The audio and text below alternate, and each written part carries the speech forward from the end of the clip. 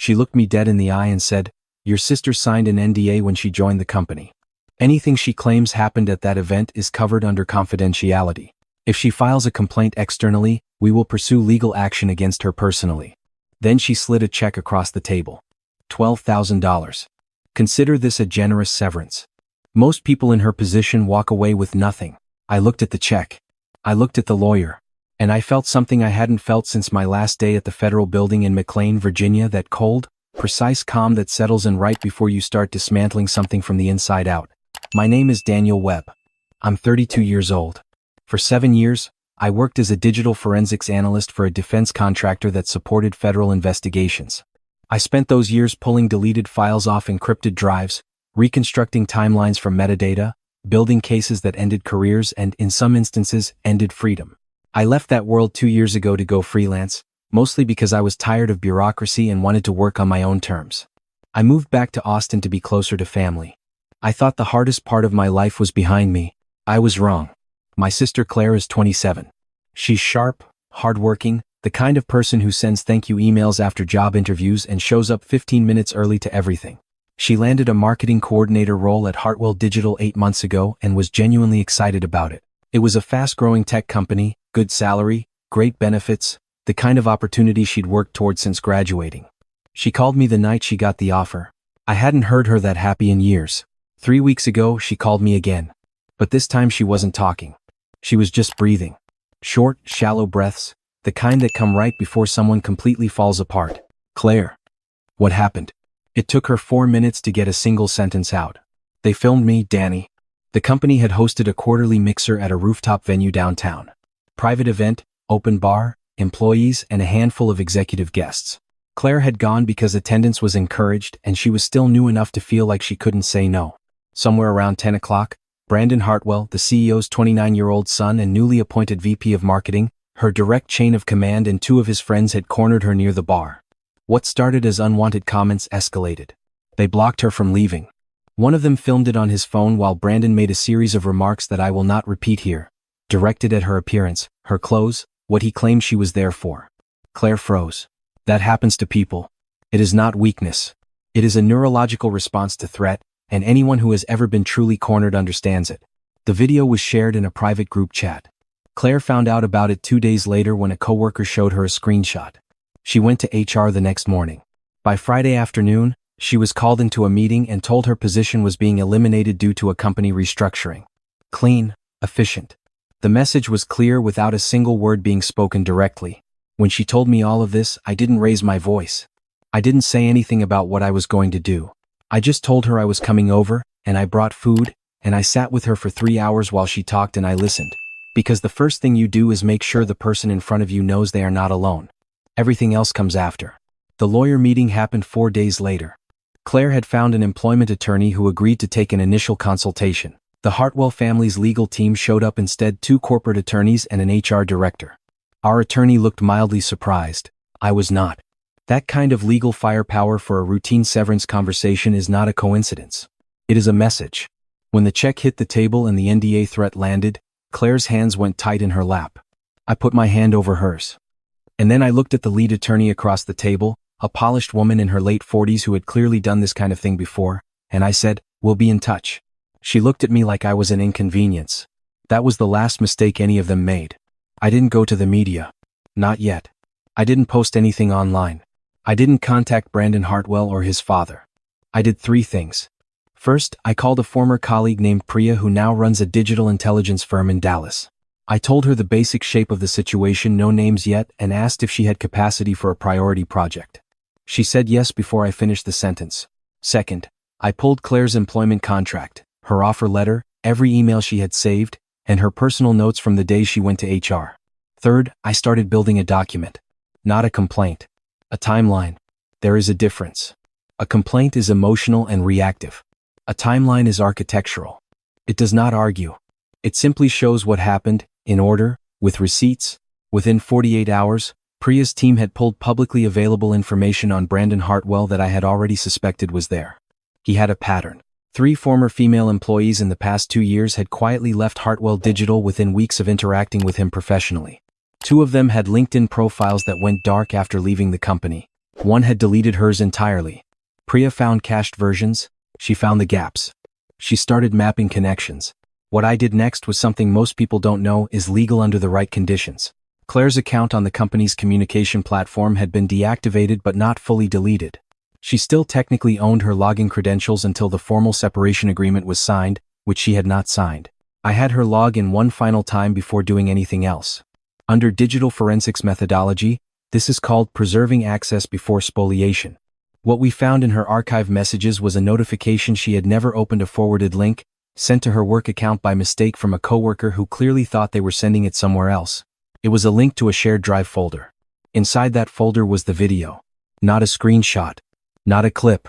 The original file, 22 minutes long, time-stamped, with metadata intact showing the device it was recorded on, the location coordinates, and the account it was uploaded from. There were also 3 other files in the folder. Videos from previous company events, different women. Same group of men. I sat with that for a long time. Then I called Priya and told her we needed to expand the scope. Claire didn't know any of this yet. She was staying with our mom, trying to hold herself together, sending out job applications because she felt like she needed to be doing something useful with her hands. I didn't tell her what I'd found because I needed her to be able to honestly say, if anyone ever asked, that she hadn't seen the files. That protection mattered more than updating her in real time. What I built over the next 10 days was not something I put together alone. Priya's team handled the digital side. A former colleague now working in employment law compliance consulted on documentation standards. A friend who had done investigative work for a regional publication helped me understand what a journalist would need to take a story like this seriously. And an old contact from my federal days, a woman named Stern who now worked in a civilian advisory role connected to workplace civil rights enforcement, helped me understand which regulatory body would be most responsive to what we were looking at. The picture that emerged was not just about one night on a rooftop. Brandon Hartwell's father, the CEO, had been informed of a previous complaint 18 months ago.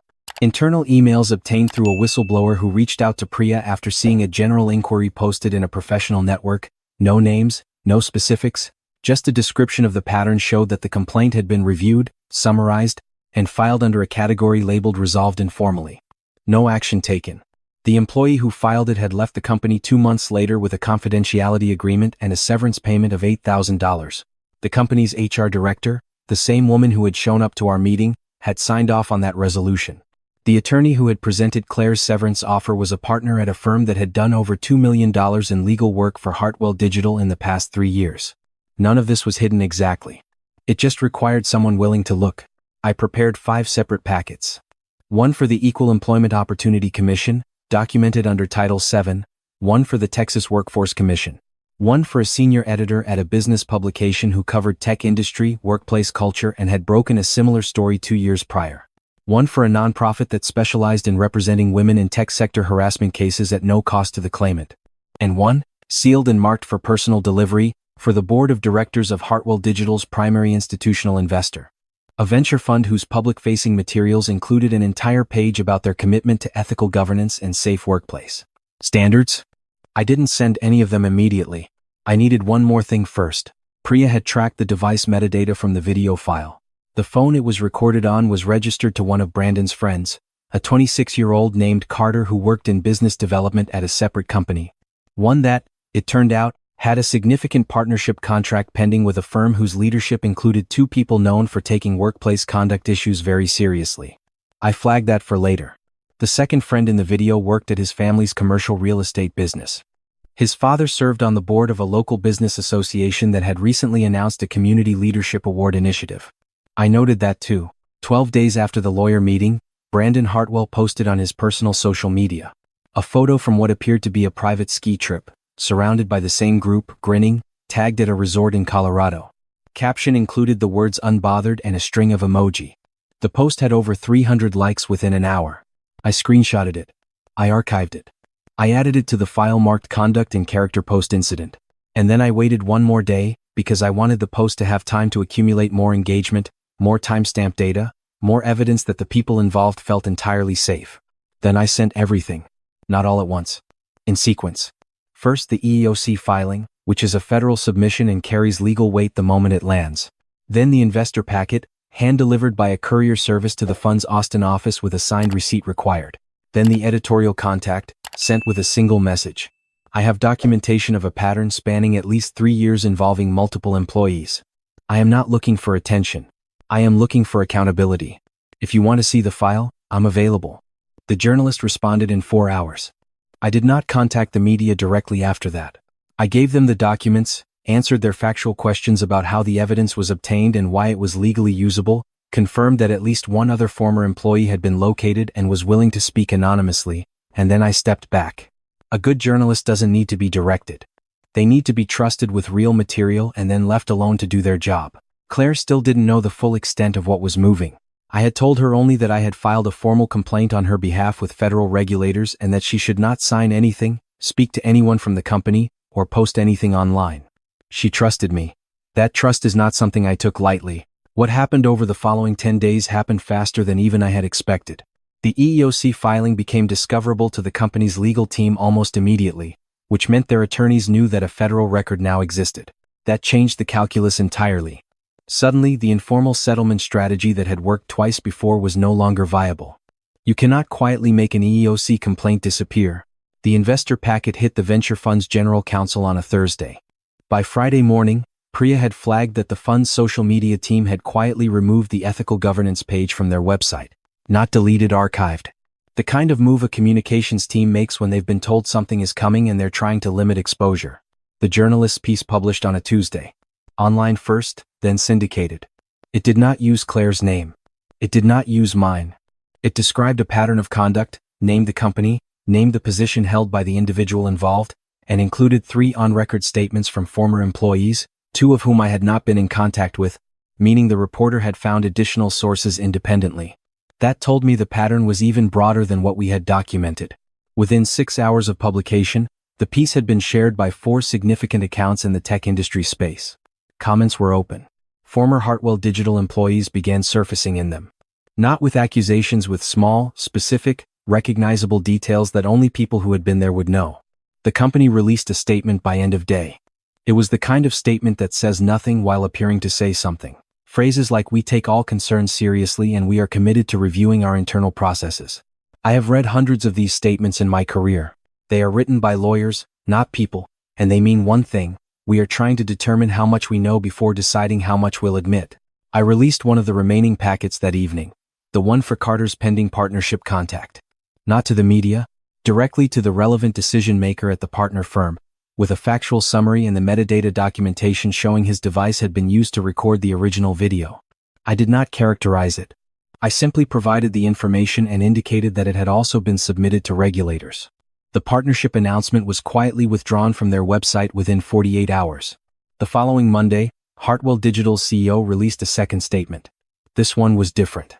It announced that Brandon Hartwell had stepped down from his VP position to pursue other opportunities.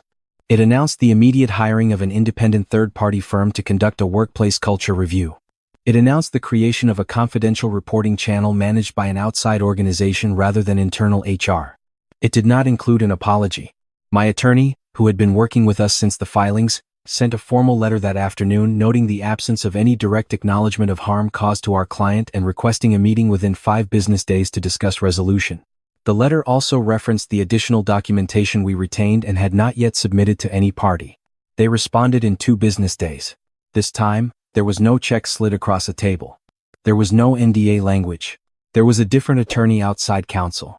Someone brought in specifically for sensitive employment matters and an HR consultant who had no prior relationship with the company. And there was, in writing, a formal acknowledgement that Claire had been subjected to a hostile work environment, that her termination had been retaliatory, and that the company accepted responsibility. We negotiated for 4 things: reinstatement of her employment record with no negative notation, a written apology from the company on official letterhead, a settlement figure that I will not disclose but which was not $12,000, and a binding agreement requiring the implementation of third-party harassment reporting infrastructure within 90 days, with compliance reporting to a neutral oversight body. We got all 4. Claire sat across from me at my kitchen table the night after the agreement was signed. She had a cup of coffee in both hands the way she does when she's trying to stay calm. She hadn't cried. She had been too steady for tears through most of this, the kind of steady that comes from deciding you're not going to let something destroy you even when it almost did. She looked at me for a long time before she said anything. "Did you know it was going to work?" I thought about that honestly before I answered. I knew the evidence was solid. I knew the exposure points were real. I knew they had more to lose than we did. I paused. I didn't know it would move this fast. She nodded slowly. There were other women. Yes. Before me. Yes. She looked down at her coffee. So this wasn't just about me. It was always about you, I said. But it became about them too. She was quiet for a moment. Then she said something I keep coming back to. I keep thinking about the next person who was going to get that job. The one who would have come after me, who would have shown up not knowing any of this. She shook her head slightly. She doesn't have to walk into that now. That's the thing about accountability. It isn't really about the past. The past is fixed. What accountability does is change the architecture of what comes next. It makes the next version of that room safer than the one you walked into. And sometimes that's the most important thing you can do with what happened to you. Make sure it doesn't become the template for what happens to someone else. I won't tell you that everything resolved cleanly after that. Brandon Hartwell is still out there. He landed a consulting role with a different firm within 2 months. The system has long memories for the people it has historically protected, and short ones for everyone else.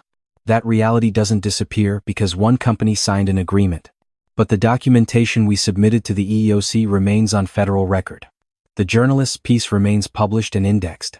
The former employees who spoke on record have their statements archived. The investor fund quietly restructured their portfolio review process, according to Priya's continued monitoring. Carter's partnership deal is still dead.